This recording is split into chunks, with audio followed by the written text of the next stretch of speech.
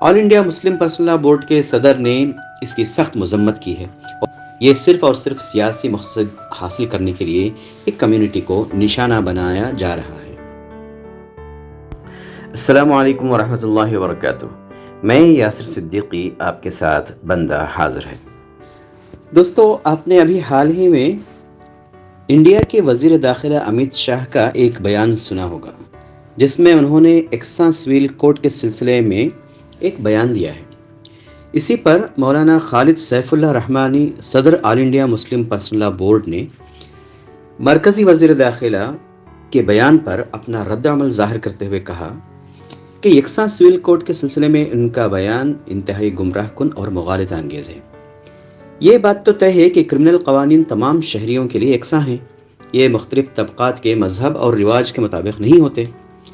وزیر داخلہ کا یہ کہنا کہ شریعت اور حدیث کے مطابق عمل کرنا ہے تو چوری کرنے والوں کے ہاتھ کاٹ دینا چاہیے، عصمت دری کرنے والوں کو سڑک پر سنسار کر دینا چاہیے، کسی مسلمان کو سیونگ اکاؤنٹ نہیں کھولنا چاہیے اور لون نہیں لینا چاہیے، یہ بالکل بے معنی بات ہے.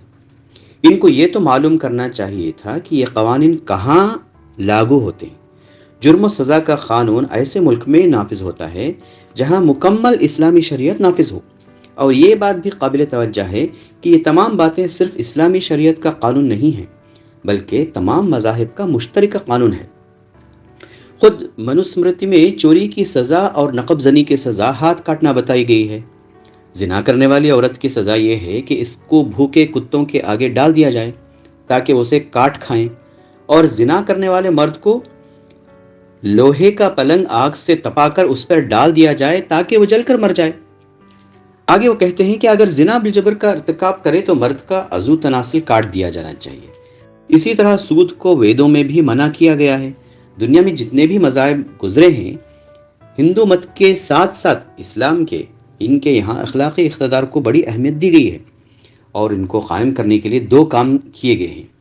ایک تو ایسا ماحول بنایا جائے کہ لوگوں کے لیے جرم سے بچنا آسان ہو جائے. دوسرے، سزائیں اتنی سخت مقرر کی جائیں کہ لوگوں میں خوف پیدا ہو جائے. اس لیے ایسی مثالیں دے کر شریعت اسلامی کو بدنام کرنا یہ متعصبانہ ذہن کا پتہ دیتا ہے.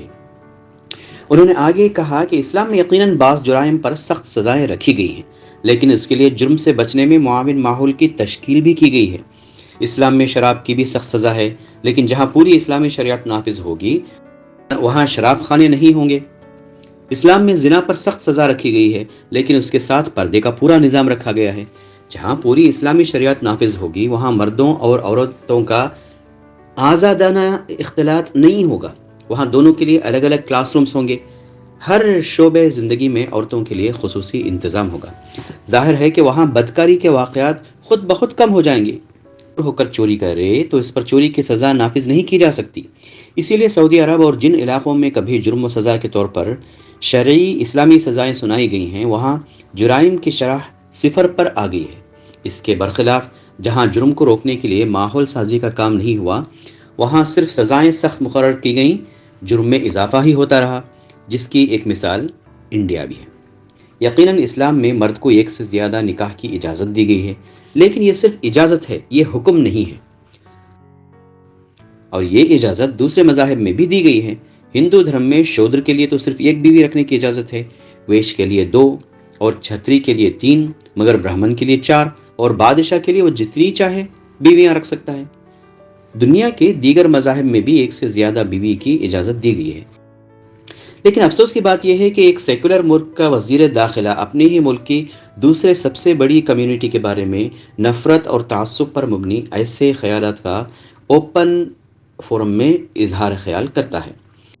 آل انڈیا مسلم پرسنل لا بورڈ کے صدر نے اس کی سخت مذمت کی ہے اور تمام برادران وطن سے اپیل کی ہے کہ وہ ایسی باتوں سے غلط فہمی کا شکار نہ ہوں. یہ صرف اور صرف سیاسی مقصد حاصل کرنے کے لیے ایک کمیونٹی کو نشانہ بنایا جا رہا ہے. اپنا خیال رکھیے اور مجھے یاسر صدیقی کو اگلے ایپیسوڈ تک کے لیے اجازت دیجیے. اللہ حافظ.